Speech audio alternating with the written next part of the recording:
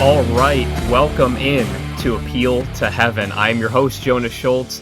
Thank you so much for joining me here. If you're joining me here for the first time, coming over from WHK, formerly the Jonas Schultz Show, thanks for joining me right here on YouTube and Rumble. Really excited for this next chapter of spreading truth, sharing truth, seeking truth.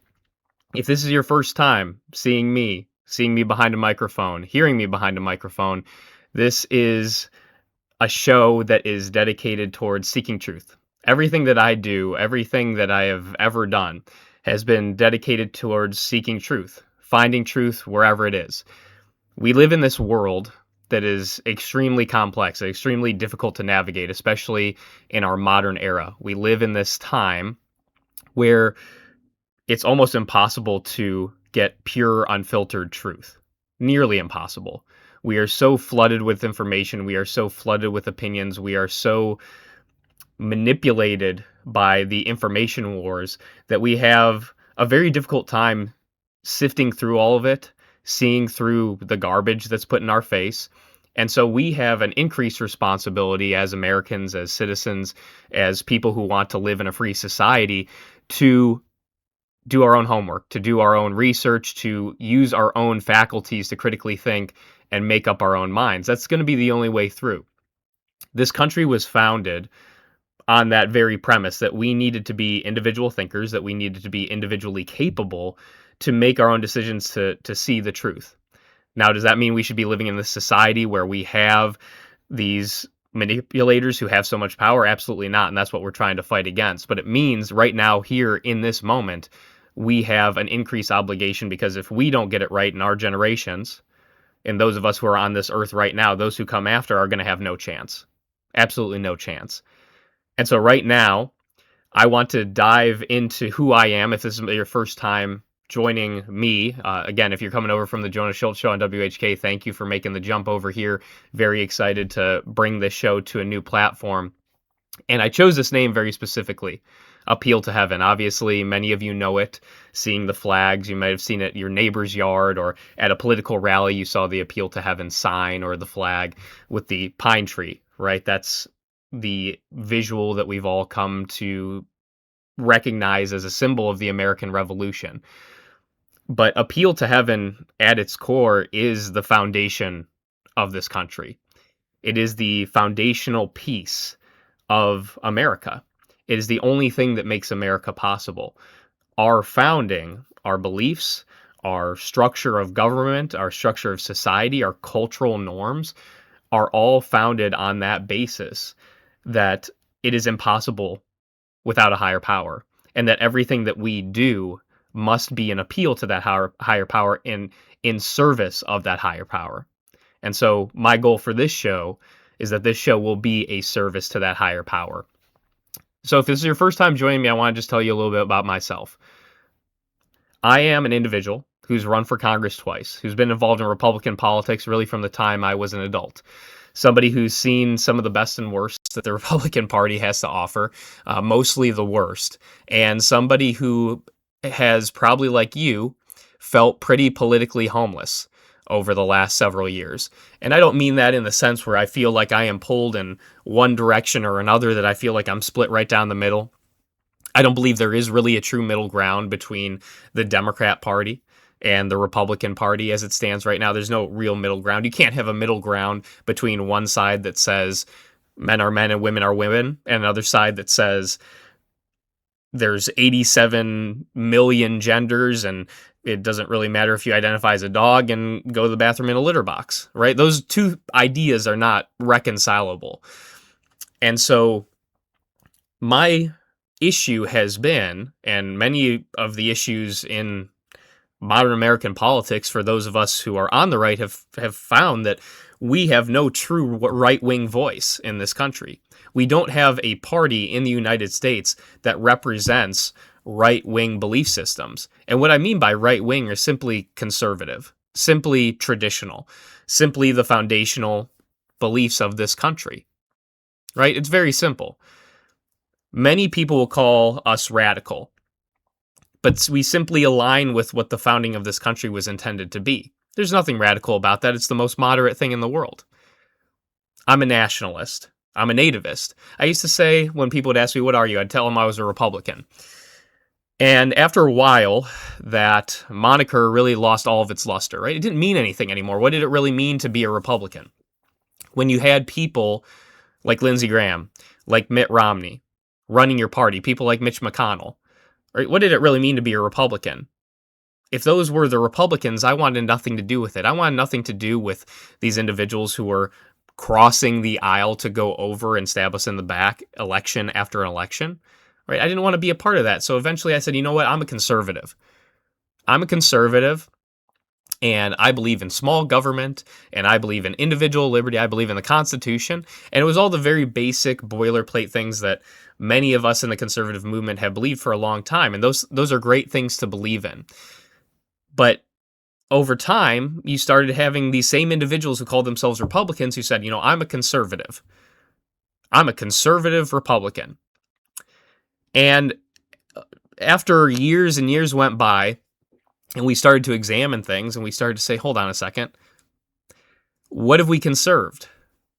What do these conservatives really believe? Because when I look back, since the Ronald Reagan era, what have we conserved? We haven't conserved our demographics. We haven't conserved our borders. We haven't conserved our debt, right? We haven't conserved any kind of fiscal responsibility. We haven't conserved any kind of cultural norms or social morals, right? Conservative ideals, any of those things. We haven't conserved marriage. We didn't conserve the women's bathroom. So you started to look and you saw, okay, well, Republicans had power. Conservatives have had power. It's not like it's been a left-wing dominated country for the last 40, 50 years, but we have continued, no matter who's in power, to move in the same direction. And so the question then became, what does conservative mean? If it conserves nothing, if these people conserve nothing, then what are they? What is the purpose of them? And so, like many of you probably, I came into the Make America Great Again movement. And I said, this is it, right? I'm America first. That's it. Make America great again. Make America what it should be, right? Make America a place that feels like home. Make America a place that feels like America, that looks like America. What did that mean? It meant sane immigration policy, right? It meant economic policy that favors American jobs, American workers. It meant shifting all of our focus towards the American, right? It sounds like a crazy idea, right? To have that basic belief, right? That's why I call myself a nationalist. Now, I don't call myself a Republican or a conservative. I'm a nationalist. I believe that everything from the government standpoint should shift its focus towards the individual American and our interests as a nation, as families, and as individuals. That's the least radical idea that anybody could ever have. It is the only idea that is sane. It is the only idea that makes any sense, that our policy should not be focused anywhere else except on our own people. Wild. Wild idea. And the addition that I put on that is that I am a nativist. I believe that the people of this country, the native-born American citizens, should be put first. Again, I would be painted, if I said this, just in general public, say, well, that's a right-wing radical person. That is the most sane opinion that anybody can have. That the people of this country should come first, always and without exception. That we should have a people that in every policy, in every discussion, in every ideological debate should be the center. And for how many years? Our entire lifetimes? We've had the opposite. Right? We've had the exact opposite debate going on. And so for me, that leaves me, and it might leave you, feeling like, where is my representation? Is there a single representative you can name that you really feel lives up to those things? That you really feel puts you and your family above anything else? That you really feel would make our founding fathers proud? Right? And that's really the main core of that conversation, right? Because I believe in our founding. I believe that our founding fathers were the greatest collection of human minds in history. The most brilliant men, the most courageous men, the most gifted men, most noble men, beautiful, beautiful people, and people that we have the opportunity and the blessing of being able to look up to.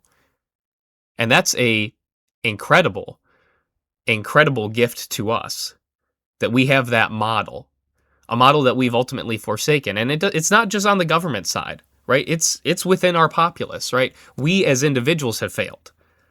Our government has gotten so out of control because we have allowed it to. We've allowed it. We complain, we moan, we whine about career politicians. We whine about term limits, right? We whine about the deep state and the people who are in control and this and that and the other. And at the end of the day, who's the one voting? Who's the one continuing to hand them power? Us. Again and again and again. One of the most hated men in America, Mitch McConnell, by Republicans. Where does he serve? In deep blood red Kentucky, where he has never faced one significant primary challenge. There's always been people running against him. They've been underfunded. They haven't been endorsed. They never stood a chance. But at the end of the day, we pulled the lever for Mitch McConnell. That's the problem. The problem is we have ceded all of our political power to these elites. And as a result, we've had none. And so what is the logical result, the next conclusion from that? The conclusion is that we, as the American people, have ultimately just become a laughingstock. For lack of a better term, that's what we are. We look like clowns. What do the politicians do? They go, they stab us in the back, they get us all outraged, everybody's mad, right? How many times have you seen this? That a vote happens, it's blatantly unconstitutional, it's blatantly anti-American, it's blatantly America last. And those politicians, they get a shellacking, maybe they come back for even a town hall and they get yelled at. Everybody yells at them, everybody's mad. Then they come up for election and they win easily every single time. Incumbents win 95% of their elections. Do you think that is some kind of mistake? Do you think that is some kind of cheating scandal? No, it's just us. It's just us. So at a certain point, we have to take a look in the mirror and say, we're done putting up with this. And we're going to get into the show about what that all means, how we can do that, how we can accomplish those things. Ultimately, we have to be in charge of the movement. We have to find a way to lead. I'm not going to say I have all the answers right now. I'm not going to say it's going to be easy. I'm going to say it's going to be incredibly difficult. But at the end of the day, we're the only ones who can. So we either do it or we don't. That's really the end of the story. And so really that leads us into now, right? Here we are sitting in 2026. It has been 10 years, over 10 years, I think going on 11 years now this summer, since Donald Trump has descended the escalator in Trump Tower when American politics really changed as we know it. Donald Trump created the Make America Great Again movement, which probably is the greatest movement in American politics and in our history, certainly in the last 100 years. And it was a movement that was based through Donald Trump. Obviously, he was the larger-than-life figure, but it was, at its core, an American movement, a movement of individuals, because for so long, what had we been fed? We've been fed slop, right? We'd been fed Mitt Romney, John McCain, George Bush, George H.W. Bush, right? It was just a procession of GOP clown after GOP clown. And so then Donald Trump bursts on the scene, and I was probably one of the most skeptical and critical of Donald Trump at that time because I didn't believe he was going to be a conservative. I believed, he's this New York liberal guy, right? He's been on the record pro-gay marriage, very liberal on the social issues, and ultimately I didn't think that was going to be a formula for us to take back this country. But we're 10 years, 11 years separated from that, and there was so much great anticipation with this movement. When Donald Trump won, pulling off the greatest political upset in American history, defeating Hillary Clinton, it was like a spiritual experience, a spiritual event. It felt like the parting of the Red Sea in many ways, that God had stepped in and intervened for the good of our country. And so I think for many people, they saw Donald Trump as this truly spiritual figure, as a spiritual leader, right? Obviously, as somebody who had not been a Christian leader, is not any kind of Christian, thought leader, but somebody that they felt was going to lead the American people and, towards salvation and free us from the deep state, free us from the chains, the shackles of globalism and all of these different things. And it was a beautiful vision. And then we went through COVID, right? And then we went through Operation Warp Speed. And then we saw the debt blow up, right? And then we saw mass deportations not happen. Where are we right now? We are in a time where it is 2026. We are now 11 years removed from the beginning of the Make America Great Again movement. And we've had no mass deportations. We haven't finished the wall. We've had the complete surrender of ICE in Minneapolis, the complete surrender of Donald Trump to people like Tim Walz in Minneapolis. We've had more wars, more entanglements. There's been no shift towards America first. We're still sending money all over the globe. We are still deeply entangled with nations like Israel and Ukraine, right? Fighting proxy wars all around the globe. There's been no deep state arrests, no accountability. How long have we been talking about arrests? How long have people like Dan Bongino and, we had Kash Patel and Pam Bondi and these clowns go out there and said, it's time, it's finally time for accountability? Have you seen any trace of anything that resembles accountability? All the people like Jim Jordan who've had hearing after hearing, who have dragged witness after witness and done absolutely nothing, written strongly worded letter after strongly worded letter and nothing. And Donald Trump was supposed to be that hammer that finally did it, and here we are. Nothing. After they tried to kill the guy, after they tried to destroy him and his family, throw them all in jail. Nothing. Nothing. And on top of that, really adding insult to injury, we've had nothing but the worst endorsements, the worst people hired, the worst people endorsed for Congress, right? Donald Trump has perpetuated that GOP deep state, for the stranglehold that the people like Lindsey Graham have had on this party. Donald Trump has perpetuated that by making the worst endorsements that you can possibly imagine. So we're 11 years into this and we have nothing to show for it. And there's a lot of people who will say, you got to be patient. We're just 1 year into the second term. This is the Donald Trump revenge tour. You just got to be patient. But the reality is, this is not year 1 of 8. This is year 1 of 4 in which Donald Trump's going to be a lame duck president, right? He's got 4 years. But in reality, he's got 2, because Republicans in all likelihood are going to lose the House. And that means Republicans are going to be out and about campaigning. So really, Donald Trump had just like 18 months to get a lot done. And so when we talk about things like patience, yeah, we could have had patience in the 1980s or the 1990s. You don't have patience when you're about to drive off the cliff, right? Patience is out the window. That's when you slam on the brakes and you do something. You take action. You have to do extreme things. When you are facing extreme problems and difficulties, you have to do extreme things to combat those. So the idea that we have to somehow have patience, I reject entirely. And you should reject entirely. How long have we had patience? How many elections have we delivered for Republicans? How many political figures have we supported and worked on campaigns for and donated to and showed up for? What do you have to show for it? You have a little bit cheaper gas. Gas is ticking back up a little bit. Your grocery prices have stabilized slightly, but are still going up. Immigration, still out of control. H-1B visas everywhere. Your community is no longer looking like a American community. It's looking Indian. It's looking Mexican. It's looking Nepalese. It's looking Somalian. It's looking Haitian. It's not looking like America. It's not feeling like America. This isn't what I voted for. This isn't what I supported. And so what I found interesting was a poll that was done recently.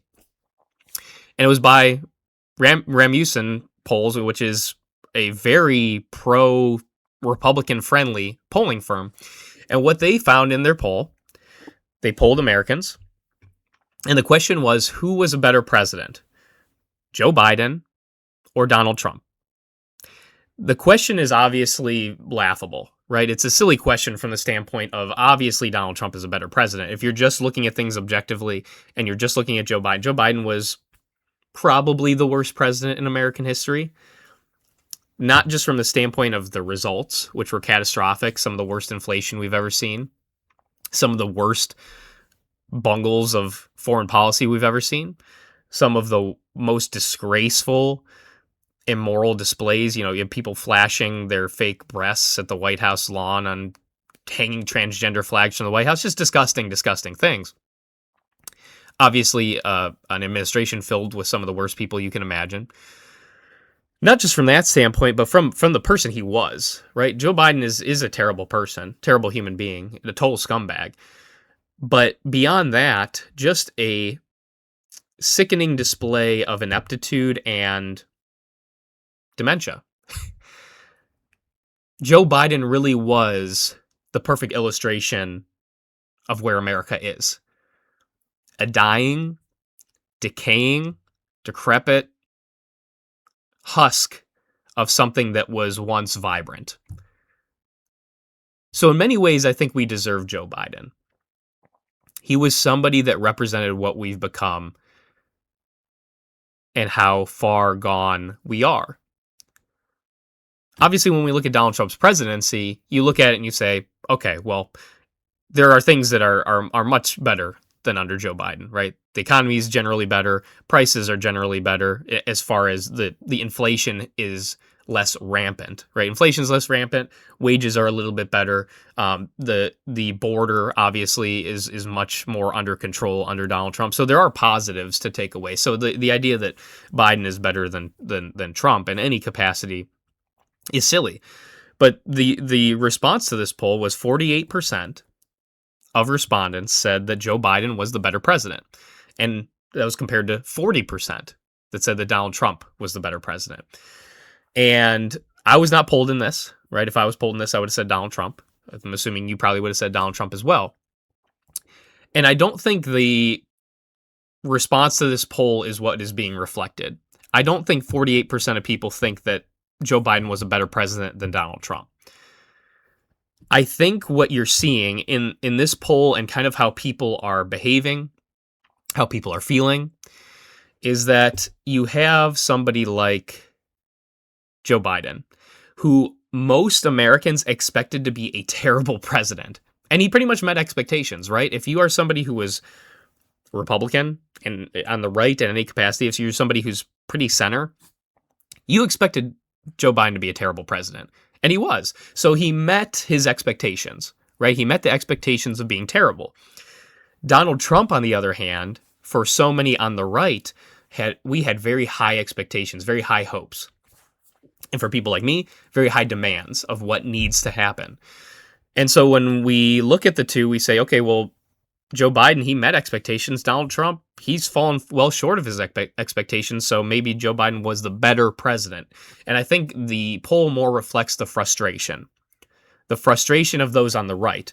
On the left, nobody on the left is ever going to get, even if Donald Trump was the greatest president of all time, they would never do anything to celebrate him, to support him. They would be happy to see him dragged through the streets and tarred and feathered, right? That's who the left is. So I'm not even concerned with that. But the reason Donald Trump's polling numbers have tanked, the reason polls like this exist, is because it's those on the right who are so disappointed with the outcome, who understand that we've either been duped, we've gotten our hopes up, we've been betrayed. That's the feeling that so many of us have. And if you listened to the Jonah Schultz show when I was on WHK, one thing that I said a few times was the fact that I believed that Donald Trump could be a great man of history. And what do I mean by that? What I mean by great man of history is I mean not just a great president, not just a great politician, but I mean a man that has the opportunity to shift the entire course of history in a positive way. Very few people like that, right? What men do you think of in American history that fit that bill, right? You'll think of probably Abraham Lincoln, George Washington. Those would probably be the first two that come to your mind. There haven't been very many great men of history for a long time. And so Donald Trump had the ability to be that historic figure that could save Western civilization. That's how many of us looked at him. That he had that opportunity to save Western civilization, because not only is he the most powerful man in the world, but he had countless millions of Americans behind him who were ready to do whatever it takes. And here we are. No mass deportations, no wall, no meaningful economic reform, more wars, no America first, no deep state arrests. We're here. We're right back where we started 11 years later. And to you and to me, that should be totally unacceptable. Totally unacceptable. So we have to ask ourselves then, from this point, there is probably no shift in Donald Trump that's going to happen, right? If he hasn't hit the gas by now, where we're in 2026 and we're facing up against midterms, do you think he's going to now? Do you think he's all of a sudden going to kick it into gear? Do you think all of a sudden deportation numbers are going to soar? Do you think all of a sudden there's going to be some great America First policy coming down the pike? If it hasn't happened by now, it's not going to happen. And if it does, I'll be the first in line to cheer on Donald Trump. But we have to live in the reality of where we are. And so we have to ask ourselves now that we've seen the results of Republican control, we did everything we could to fight against the liberal machine, against the media. We put somebody like Donald Trump in power, made him the most powerful man in the world with all of these promises. We sacrificed. Many of us lost friends, might have lost family, right, in these disagreements. Many people were thrown in jail. Many people lost their jobs, right? What was sacrificed for Donald Trump to be where he is immense. And so now we are in the position where we have to make the decision. Are we just going to go along with this further? Are we going to get into the midterms? Are we going to get into 2028, 2032, 2036, 24? Are we going to keep going down this road and just say, well, here I am, time to vote Republican again, as the entire line behind you is a bunch of Indians who are going to vote for the Democrat? Oh, well, it's time to vote for the Republicans again. Who's running for the GOP? Oh, Sikh Patel is running. Oh, he's the Republican. What's his platform? Oh, more immigration, but they're going to lower the corporate tax rate. Well, I guess that's better than what the Democrats would do. So, I guess I'll vote for the Republican. Are we gonna keep doing this? I can't do it anymore. I can't do it anymore. I'm done. So the question for us then is, if we don't believe we can reform the GOP, because we've been trying. How long have we been trying? Let's be honest. It's been decades of trying to reform the GOP, and it hasn't happened. I don't believe it's going to happen. Again, if it does, great. We have to make that choice. Are we going to continue to try to reform? Or are we going to destroy the GOP? Are we going to destroy the GOP? Because the way we have to start looking at the GOP is a shield. A shield in front of the left. And we can't defeat the left until we get through that shield. Until we get through and have a real fight with the left, we're just going to find ourselves right back here. The Republican Party has become nothing more than a facade for the left to keep people like us pacified, feeling not if they're not making us feel like we have a voice, they're at least making us hope, like, maybe this is it.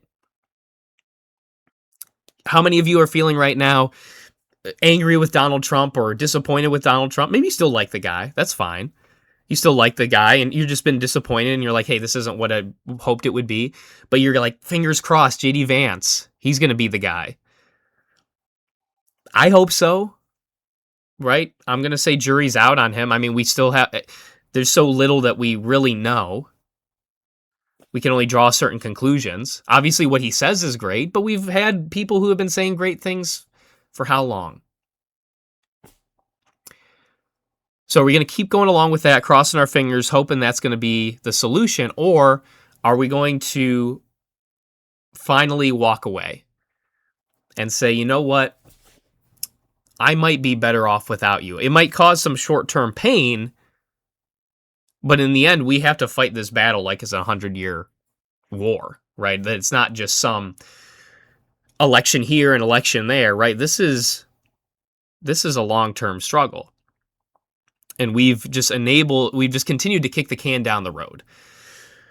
And so many in the United States for a long time have kind of thought over the concept of, is it feasible for there to be a third party in the United States? And the easy answer to that for so long has been no. The answer has been no. The Republican Party and the Democrat Party have held power for most of American history, right? They've been the two main political forces in American history, and their power is extremely entrenched.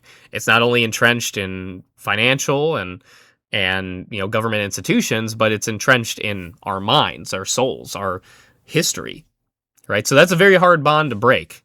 And so we're now in that realm where I think that conversation is being sparked up again of, is it possible for there to be a third party? Now, there's been throughout history, obviously, throughout American history, there's been attempts. If you actually look at it, there's like a million parties in the United States. There's like a party in Ohio that spends like $17 every year, and they're supposed to exist. There's parties all over the place that, they get together and they have a dozen members and they pretend to be a political party and people feel good about themselves. But in reality, the only legitimate third party and I use the term legitimate very loosely, that's been around has been the Libertarian Party. And I use the term legitimate loosely because they've never won anything or accomplished anything. And the Libertarian Party is not a legitimate option. It's not only not a legitimate option because they can't win and they've shown that they're inept. It's not a legitimate party because it's just a left-wing party. Libertarian Party is simply a party that just believes just do whatever the heck you want, right? The government basically shouldn't exist. I'm being very loose. But when we're looking at the left, what are we fighting against on the left? We're fighting against a party and a people that want to dictate every single aspect of your life. They want to control every aspect of your life. They want to control your children. They want to control your decisions. They want to control your healthcare. They want to control your business. They want to take away your children if you don't adhere to their doctrine, right? These are people that they're out for blood. They are people that they want to win. They want to destroy anything that's in their way. So if you have an opposition to that, and the Republican and the Libertarian Party have been very similar in many ways, you have opposition to that, whether, let's just say the Libertarians that says, hey, just do whatever you want, man. And then you have the left-wing party, the Democrats, that says, I will kill you and your family to get what I want. Which side do you think is going to win? So Libertarian Party is not an option. So we look through history, and what's the most recent third party that had any kind of legitimacy in the United States or recognition, really, even in the United States, was the Reform Party under Ross Perot. Right, Ross Perot ran as an independent and then as the Reform Party nominee. I believe the only politician, unless there were any on the local level, to win on any kind of scale was Jesse Ventura in Minneapolis when he was the governor. When he was governor there and pulled a massive upset. And that was really only because he was a superstar, right? This was a guy who had a lot of money himself, had access to a lot of people with money, kind of ran a mini Arnold Schwarzenegger type campaign, right? Celebrity is very helpful. So before that, really, there wasn't a whole lot that existed. You could go back to the 1850s with the American Party known more so as the Know Nothing Party, right? If you've watched Gangs of New York, right, that's Bill the Butcher's kind of party. You've seen the Know Nothing flag, right? That's the Native Americans beware of foreign influence. They won congressional seats, but they were only relevant for a few years, and ultimately most of those members kind of split up into whatever political party after that. So there's really been no major opposition. And the number one thing that I've learned in politics, in my time in politics, running for office, being involved, has been that there is just no way around the financial aspect of this. There's no way around. When I ran for Congress, I ran against an individual who's still in Congress, who had a horrible record, who had crime, arrest records, just a bad person in general, person tied to a very shady family, a person that didn't really do any work on the campaign, right? Maybe knocked like 2 doors. We knocked 75,000 doors. We had this great grassroots movement. It was an exhausting effort, and we had this incredible volunteer team and this great movement. And we got slaughtered at the end because we got outspent 30-1. I got slaughtered at the end. So you learn that really all that truly matters is the financial situation, is your ability to raise money. So when you're looking at a third party in the United States, what do you need? What do you legitimately need? So let's have that conversation. Well, one, you obviously need a movement of people. You need a very discontent voter base, right? One that doesn't that hates a specific or both political parties. So we have that, right? I think there's a lot of people, specifically on the right, who would be happy to shift to a legitimate right-wing party. You need some form of media cooperation. You need some form of support institutionally. You either need some big names involved, or you need an epic historical uprising of people to come together. And you need the financial support of major donors. And that is the number one problem. Because think about it this way. Why is it so hard for grassroots candidates, for outsider politicians? Why is it so hard for them to raise money or to win? The answer is any politician that challenges the status quo is always going to have a very difficult time with donors. Why is that? Think about somebody who's extremely wealthy. Think of somebody who's a political donor. That individual benefits from the status quo. They are wealthy and they are influential specifically because the status quo remains unchanged. So if there's a status quo and it allows you to be successful, wealthy, influential, to do whatever you want, to be controlling, are you going to seek out politicians that will change that? Are you going to try to destroy those politicians that threaten your way of life, that threaten the system that has made you so powerful and so wealthy? Of course not. If you're a very good person, you would, right? If you're a courageous, bold, good person, you would absolutely do that. But that's not most people. Most people are going to be self-interested. So all of this money, think of all the political money that exists, all of the huge donors that exist, they all exist to support that status quo. So the only way to defeat that is you need people to either break away from that, who say, okay, enough is enough, who have amazing, incredible, deep pockets. You need to be independent. If you want to do something on your own, you need to be independently wealthy, right? If you can go into your GOP office and you say, hey, you say you're a multimillionaire, say, hey, I'm going to put $2 million into my campaign fund today. They'll probably consider just endorsing you right out of the gate, because they'll say, well, it's better for us to hitch our wagon to this guy, and maybe we can pull him in our direction, make him like us. That's how the game is played. When it's somebody like me walking in and say, hey, I got a few $100 to go to Staples and print out some flyers real quick, and that's how we'll get started, they're not going to want you involved because you don't benefit them and you only challenge their power structure. So you need somebody like an Elon Musk, for example. You need a rogue billionaire. Somebody that's not doing it because they want control. And I'm not saying this is Elon Musk because I really don't know what drives him. I would imagine what drives him is a lot of self-interest, just like most people. But he's also very eccentric and a very, I would say, courageous person. Takes a lot of risks and I think does things.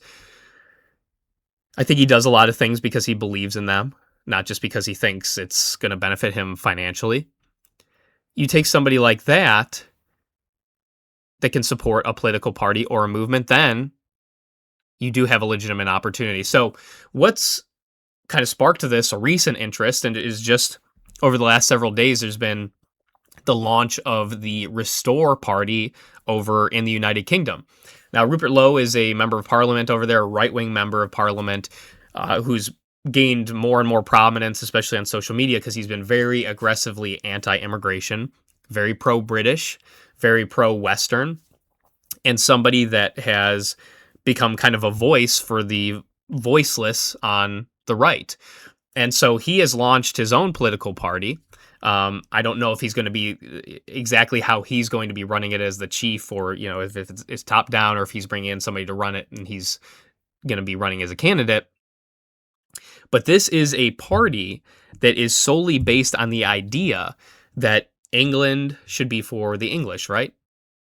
That London should be a British city. That the communities of England should resemble what they've always been. That the people of the UK should be put first. Sounds a lot like a Make America Great Again movement, right? But this has been a little, the rhetoric has gone a little bit more aggressive. There's a great video, I encourage you to go take a look at it, where he goes into detail about what this movement is going to be, what this party is going to be. He talks about the fact that far more people are going to have to leave Great Britain than who enter. That we are not only going to stop mass immigration, we are going to reverse mass immigration, right? We are going to send people home. And he talks about making Britain safe for families, for children. He talks about the welfare state that's enabled this, and he's talking about getting rid of that. And he finally says, if that means millions go, then millions go. And for people like me, it's like, man, where's this guy been my whole life? How is it so hard to find politicians like this? And these are words. These are words. We will see what is ultimately, you know, if this party is successful. One, that's great because it shirks the status quo and it disrupts the system. That in and of itself is a good thing. But two, if it's successful, we'll have to see, do they follow through? Because we've heard a lot of rhetoric before and it's never really gone anywhere. But what's interesting to me, all of these discussions about third parties, all of these discussions about a new political movement, everything on the right, as far as the movement on the right, hinges on immigration. It hinges on deportations. It hinges on the mass migration that's gotten totally out of control. So why is that? Because when you think about the conservative movement, think about it in the United States, think about the conservative movement in the United States for so long. What did it hinge on? What was it based on? It was based on really tax cuts, economic prosperity, individual liberty, right? It was kind of based on a loose libertarian kind of big business, just kind of let me do what I want, tax me less, just stay out of my life. That's kind of what the conservative movement became. And that was the right-wing movement in the United States and really abroad. And now what it's become more so is a focus on how do we return America to resemble America? How do we restore, right? That's why this is called Restore, this party in the UK. How do we restore the greatness of our country, what once was? And what people have begun to realize is that if the issue of immigration and demographics is not solved, then nothing else matters. That if you can't have a home, if you can't have a community, if your family and your children are going to be strangers in their own hometown, nothing else matters. If you can't have a culture of your own, if you can't have a home of your own, if you can't be safe, if you can't feel comfortable, if you can't converse with your neighbor in the same language, nothing else matters because it's not your home. If I'm in the United States of America on a map and everybody around me is Indian speaking Hindi and going to the Hindu temple on whatever day they get together, is it America in any real sense? No, of course it's not. So finally, people are recognizing that, one, demographics are destiny, right? If you have this huge influx of non-Western, specifically non-white, non-European immigrants into your community, it's going to totally wreck your community, right? It's going to deteriorate every single quality of your, aspect of your life, the quality of life. But it's also going to irreversibly shift the voting demographics. That's why the left has pushed for it so much. They know that those third world immigrants are very easy to manipulate, are very easy to give handouts to, so that you have a voting base for generations, and that you can disenfranchise specifically white Christian voters, right? That's what they've done throughout Europe and in the United States. It's clear as day, and they celebrate that fact. It's not anything that's new. But there was a couple key points that he made in this video that I thought were very fascinating, because I hadn't thought of them before. I think we've had the conversation, obviously, about Islam not being compatible, and most of these third world immigrants not being compatible with Western countries. That's obviously been proven just by the results. But one specific issue that he points out is what he says is, Restore UK is going to ban halal and kosher food practices, butchering practices in the UK. And this was something that was not very well known to me as far as what that process was. They're both very similar. But what it entails, I'll take halal specifically, is let's say they're butchering a cow. They take the cow, they point it towards Mecca. They yell something like Allahu Akbar, something in that realm. They have to say that before they slit the throat of that cow. Now, if you're somebody like me, you love a good steak, you love a good burger, you're a red meat guy. Love it. Will never give it up for any reason. Think it's also good for you and gives you vitality, and that's a conversation for another day. But if you're somebody like me, I love that, but I'm also a huge proponent of treating animals with respect, with kindness, and ultimately understanding that God created them, gave them to us, and placed them in our care. I want you to imagine that. Now, there were times in history where different things had to be done, right? There are different times in history where there were different practices because that's the technology that they had available. Now we have technology to put a cow down or an animal down very easily, very cleanly, very humanely, very painlessly. Yet, if we're looking right here in both Islam and Judaism, they are choosing an extremely painful, cruel, inhumane way to slaughter an animal. Just visualize that for a moment and think to yourself, if there's a group of people that practices this and supports this, do I want that group of people in my country? There is a Muslim Brotherhood TV host. The clip just went viral on X, around social media, of this woman talking about the fact that, according to the Quran, it is perfectly acceptable for a Muslim man to rape a non-Muslim woman to humiliate them because they are not Muslim. These are the people that we are importing at massive scales never before seen into the United States, into the West at large. And so people are finally starting to recognize you cannot tolerate this. You cannot accept this, or not only will you lose your country, you'll probably lose your life. Your children, your grandchildren will not stand a chance if this is allowed to continue. Will not stand a chance. And just to kind of illustrate how bad this problem has become, because again, these are things that you would expect to be heard on Fox News or other places. You really don't hear about it because immigration has been a taboo subject because you're painted as racist, right? If you don't want your neighbors to all be different in every single feasible way from you, if you want your neighbors to have something in common with you that makes you a racist person. But just under Joe Biden, to put the scale of this in perspective, we imported in 4 years 8% of the entire population of Nicaragua. Not 8% of some small group of people, not 8% of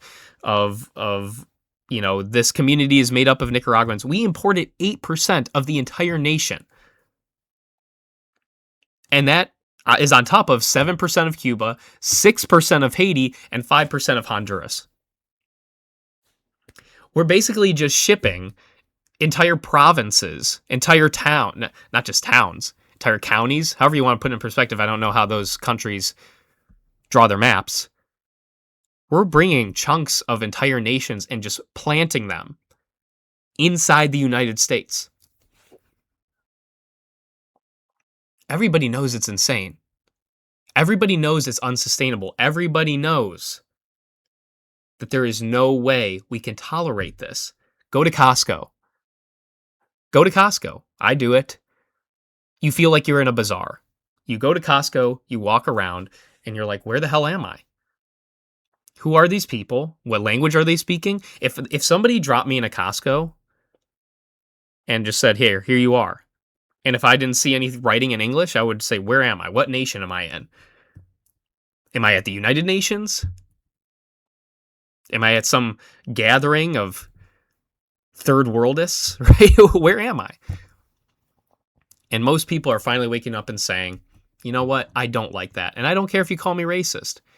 You know what? I want to live in a community that's safe, that's coherent, that I share beliefs with my neighbors, that I share a language with my neighbors, that I can possibly share, cultural, religious practices with.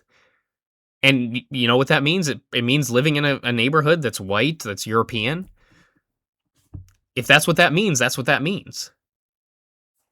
If I have to say, in order to live in a safe, clean, coherent American community, I have to say I want to live in a white community, then that's what I want. That's what everybody else wants. Right? Every other ethnic group moves into the white communities. So why am I not allowed to say I want to live in one of those communities that resembles that? The problem is once those groups move in, it no longer resembles that thing. And so this third party with Restore, they're talking about obviously things that are very red meat, very basic to what the right-wing movement wants. No more asylum seekers. The burqa ban. Banning foreigners from voting in British elections, even going as far as say we're going to create this deportation NATO, where we have basically an international organization that works together on these mass deportations. And so it's really a great thing to see. It's very encouraging to see that there might be an opportunity here. And by the way, Elon Musk is supporting this party. I don't know if he's supporting them financially, but he has vocally supported Restore. He has vocally said that Restore is going to be really the only way to turn this around in the UK. Elon Musk has kind of become an international citizen in that way. Obviously, he was supporting the right-wing movement over in Germany that fell short as well. I'm not super familiar with German politics, but those, they're not super far right wing or anything like that. They're certainly less right wing than this Restore is purporting to be. But if we can simply find a way to tie that financial string together, then you have a legitimate chance to form that third party. And I think for me and for people like you, that would be something of great interest. Think about this. You have the GOP, you have the Democrat Party. If there was a party that existed, that was a party of mass deportations, there was a party of American culture, there was a party of not just building a wall or closing the border, but a party of immigration moratorium, a party that, like this Restore, said we are going to honor our Christian heritage as a nation, our Western heritage as a nation, a party that said, we are going to focus everything we have on the American, the native-born American citizen,